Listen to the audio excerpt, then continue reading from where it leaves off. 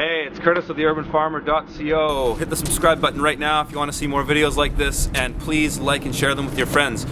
So today I'm in Vancouver, BC, and I'm at a really cool urban farming operation called Food Peddlers, and they are a cooperative that grow microgreens for sale in Vancouver. And I'm right downtown, sort of in an industrial area, and these guys grow in a modified shipping container that's been turned into a greenhouse essentially. It's fully insulated, they can grow year-round.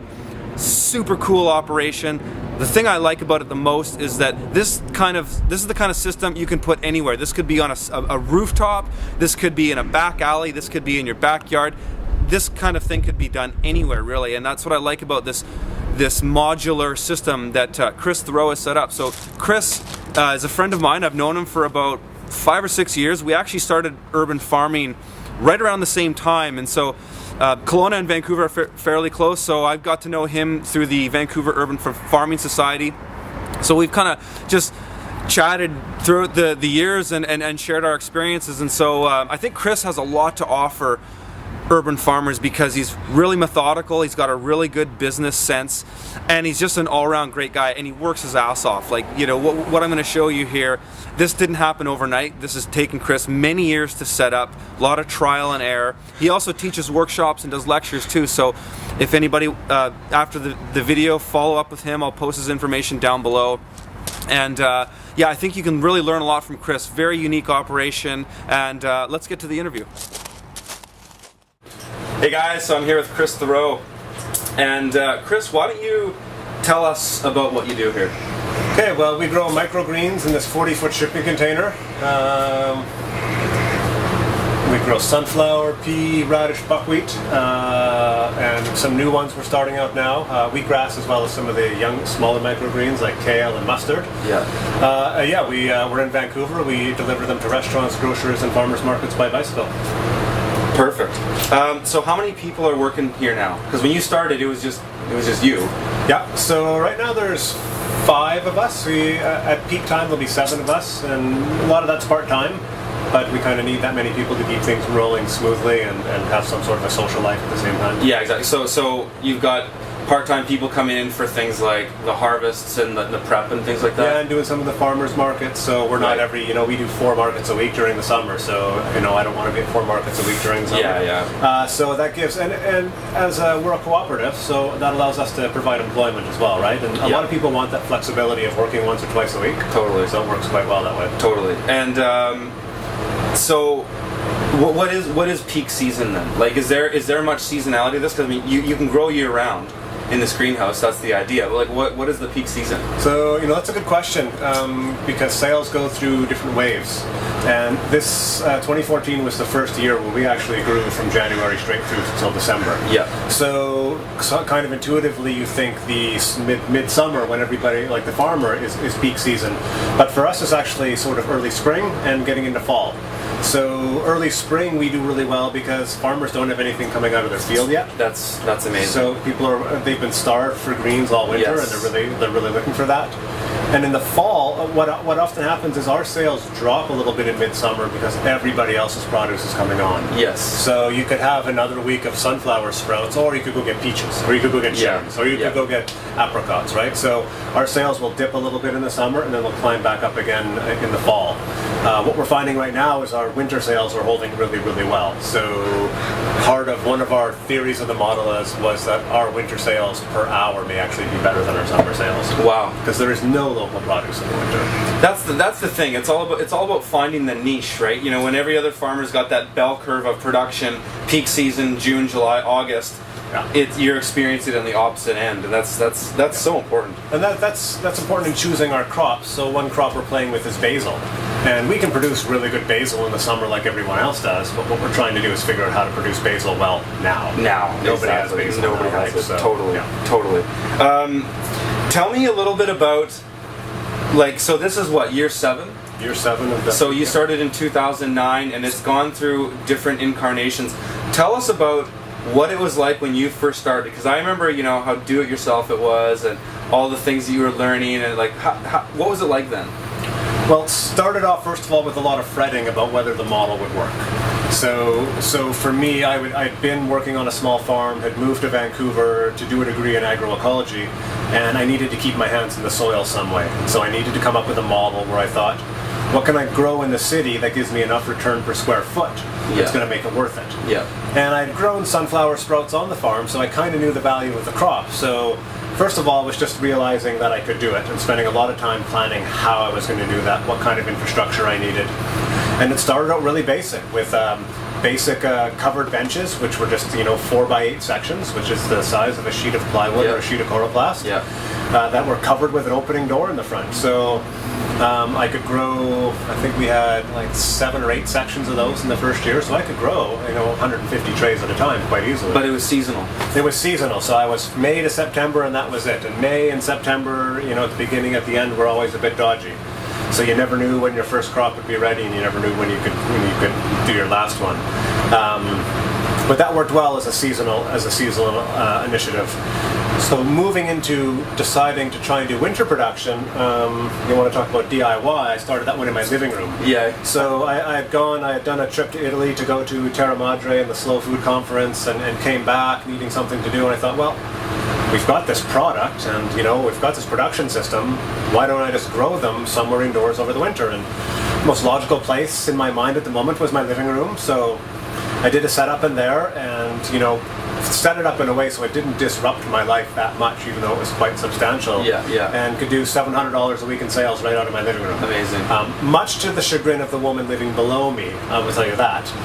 So I did that through most of the winter and then moved that into someone's garage. And that was really the template for this. The idea was, what does it take to grow in the winter? What do we need for heat? What do we need for light? Because those are the two key components to production. And so that was winter 2013 and into 14, and then by the end of 2013, was when we built the shipping container. So this was sort of a compromise between being indoors and outdoors. There's a real trend right now with using shipping containers for non-original purposes, such as homes and storage and whatnot. And people do use shipping containers for growing, but they keep them enclosed. So there's lots of light. It's still technologically needs a lot of infrastructure. Whereas this is it's got some technology in here, but because we have natural sunlight, we're able to keep things fairly basic. So we've got heat and we've got lights because we need them. But it's early January in Vancouver right now. It's probably 5 degrees outside, and it's 24 degrees in here, 25. The heat's not even on. And if that sun comes out, it'll heat up to 35, 40 degrees in here. So it's even in the winter. Even in the winter. Well, and especially in the winter, you get those cold days with bright sun. It'll warm up quite well. In the summer, it gets to 50 degrees. So So it's we drew from what we learned indoors to do the outdoor system, or to do this system. And obviously this is slightly different, so we've had to learn, and after a year of intense production, like it's a year almost to today, we're growing stuff like almost automatically. We've got really good systems in here. We know how to use the lighting, we know how to use the heat, we know how to control the humidity. So we've got all these systems in place, so it's pretty automatic these days. And that's something that's so key with when you want to bring more people into the fold. Like it just started with you doing this, even in your living room. Speak a little bit about some of those systems, like, because now you've said you've got up to 7 people in here at any given peak season, especially for certain tasks. Talk about how those systems have really allowed you to do that, and how important those are. So when we talk about systems, what I'm talking about, in short, is a very particular way of doing every single task. And one of the reasons we want to have a system is A, so everybody's doing the same thing, and B, so you can train people on it. So I can train somebody, or Ross can train somebody. It doesn't matter who's doing that. Also, if we're all doing things differently, and there's something wrong with a crop, I'm never going to be able to figure out what's wrong with a crop. So that's right. That's a really good point. If we're all doing the same thing and something's not working, we know to tweak that thing. Right? But if everybody's doing things a little differently, they're sowing differently, they're uncovering at different times without recording that, and you have something go wrong, you don't know what's gone wrong. Yeah. You know, was it temperature? Was it light? Was it humidity? Was it the temperature on the day of your sowing? You know, what was that? So we not only have very detailed systems, which I'm always kind of on people to follow, but we also record a lot of data. Yeah. So, I mean, that's one thing too that I'd like to speak to a bit is people look at something like this and say, wow, that's so cool. I mean, this is really the epitome of what urban agriculture can be, and it's sort of like most urban densification. You could put this on a rooftop in downtown New York City. This thing could go anywhere. But the thing that's very different about what you're doing than say what I'm doing is that I go and plant some lettuce in the ground, and there's not really a lot of variability in what can go wrong. It might be pests or weather. Mm-hmm. Talk about some of the challenges that exist in operating a system in this kind of environment. Well, so outside you're dealing with nature. Nature can be unpredictable, but we kind of know how to deal with nature, it seems, in a way. Here, we have to control everything. Yeah. So, like as a basic example, in the winter, we need to keep it warm and we need to provide light. In the summer, we need to cool it down, right? So we have to have systems to do that. I don't want it too cool, I don't want it too warm. So I have to have a way to make sure it's not too cool or too warm all the time. Yeah.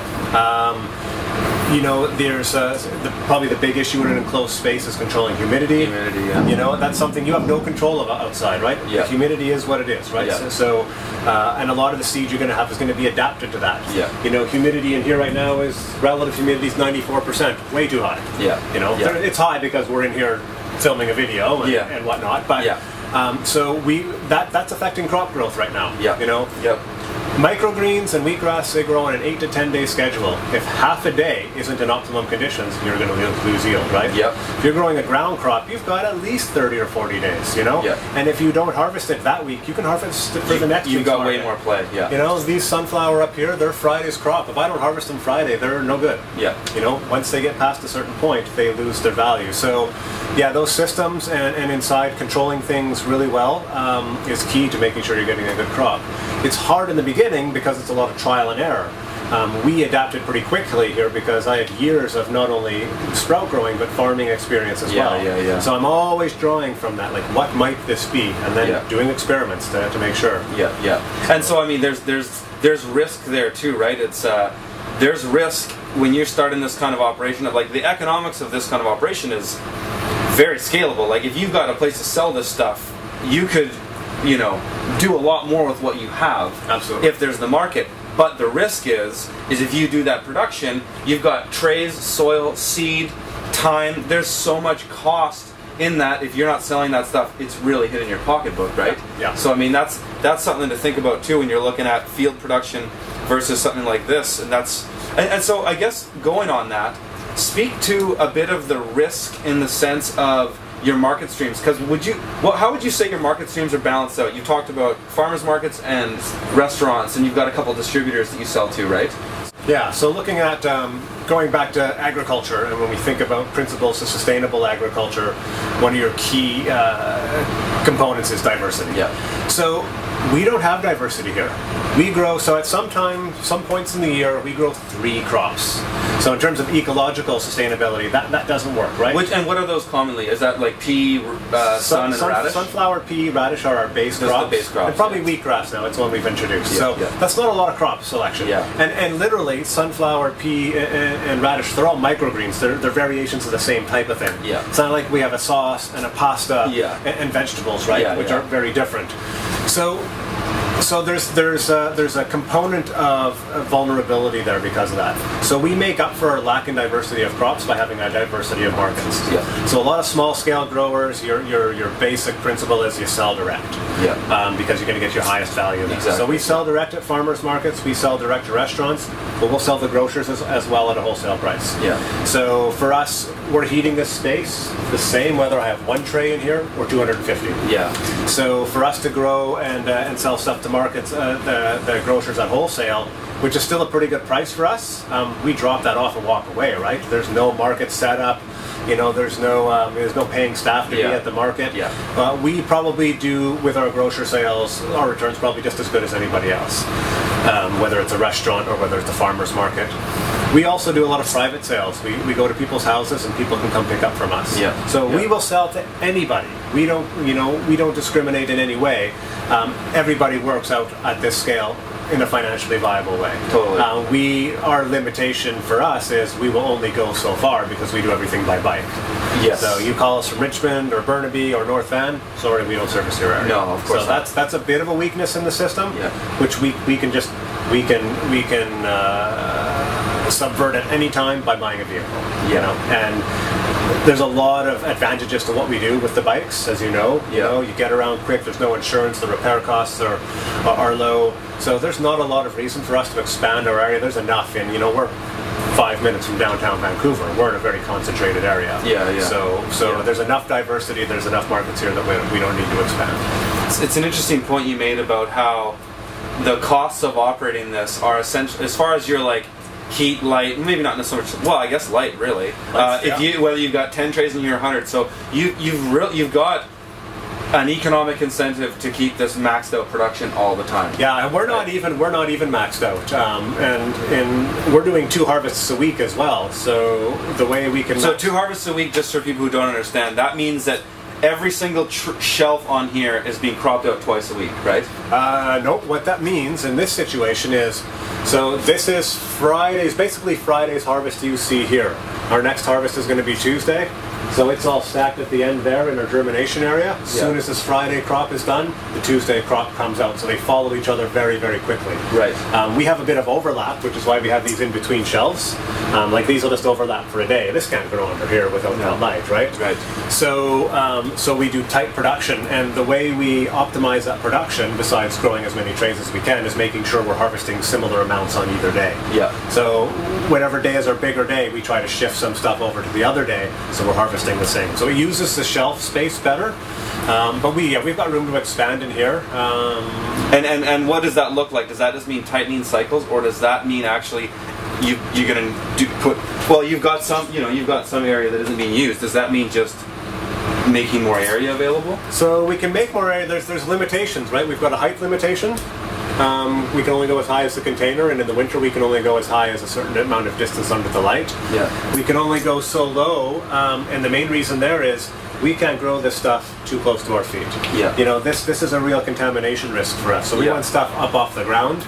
We can put more shelving in here, but the more shelving we put in here, the more shade we create. Exactly. So this is just temporary. We just put these up here earlier when we were talking, and these are going to get taken out of here tomorrow. So this is just a limited amount of shading that's not going to affect that. And the wheatgrass doesn't really need direct light ever, does it? It doesn't need ambient a little bit. But it'll always be a better crop if it gets good quality light. If I left it like this for the whole cycle, this would be probably too lanky. And lanky, and just wouldn't be the same quality of crop.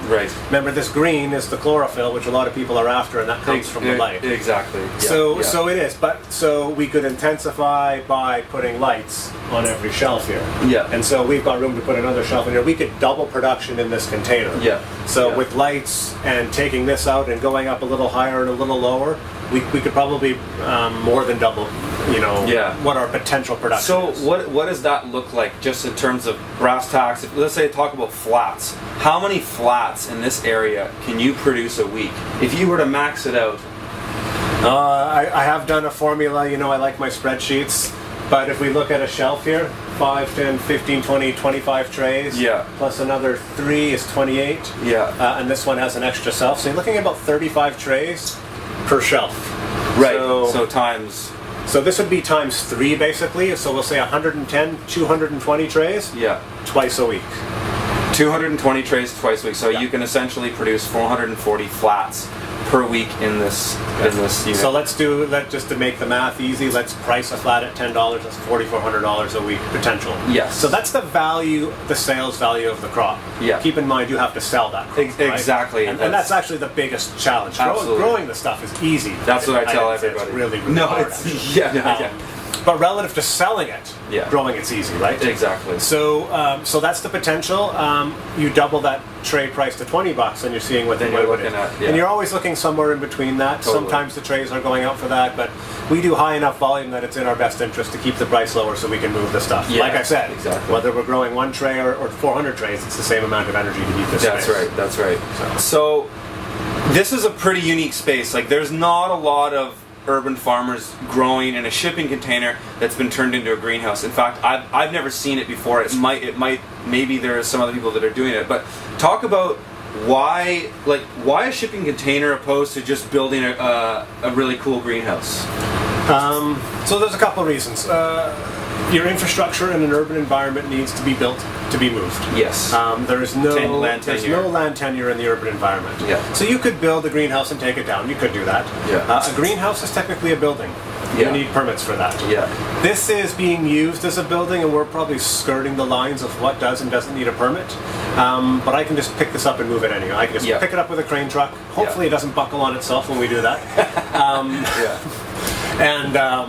And move it to another location. Yeah. So that's part of it. Part of it is also there's a bit of trend happening with using shipping containers, exactly. right? Yeah. I could not find another single version of something like this. I saw one other sort of aesthetic greenhouse.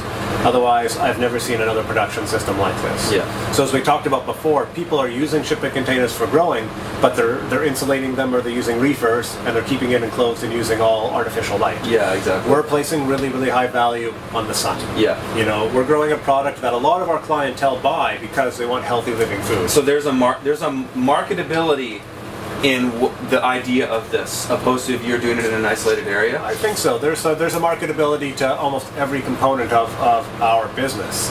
One is we're using a shipping container. We're growing in natural light with supplements in the winter. We're delivering by bike. We're growing organically. You know, we're doing all these things, and that draws people. You know, the container's just the icing on the cake. Like I have to say. Every once in a while, we've got to stop and go, we built this thing. Yeah, exactly. So yeah. So I'm wondering if you can just tell us, like, what's next for you? I mean, you've been doing this for 7 years. You were teaching at Langara, Kwantlen Polytechnic. You've taught some workshops before. Talk about some of that stuff that you're doing, and maybe some of the things that you offer for teaching or consulting or whatever it might be. Yeah, so this is year 7, and this is our second year of full year production. So this is the year, so technically, even though it was our 6th year last year, this was a new model, and it was really tweaking that. So in terms of this business, this is the year where we can really see what we can do. So a lot of focus is going to go into that. I still teach at Kwantlen, and my specialty there is soils, so I still do a lot of soils work. And more and more, I'm switching towards doing more educating and consulting. Yeah. So I've got an online workshop series that I'm putting together now. Some of it's available now, so you can look at that stuff on your own time. I do in-person workshops, but obviously if you're living somewhere else, you can't attend those. So the online option makes it accessible to everybody.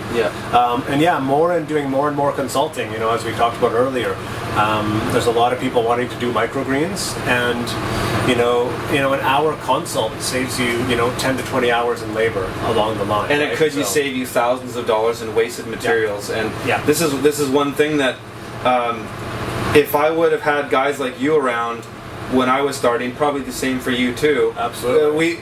We could have skipped the first 2 years in mistakes and trial and error, and that's one thing that I think is really important about getting started, is if you can go to the expert in the industry and pay them for their time, you don't have to go through that learning curve. And so maybe what you'd spend on $1,000 in consulting, for example, could save you $10,000 in 2 years of messing around. Absolutely. Someone's done that messing around on your behalf. Someone has suffered on your behalf. Exactly. It's interesting. Once you, I've just even in the last month implemented a bunch of new systems, and they're just so obvious.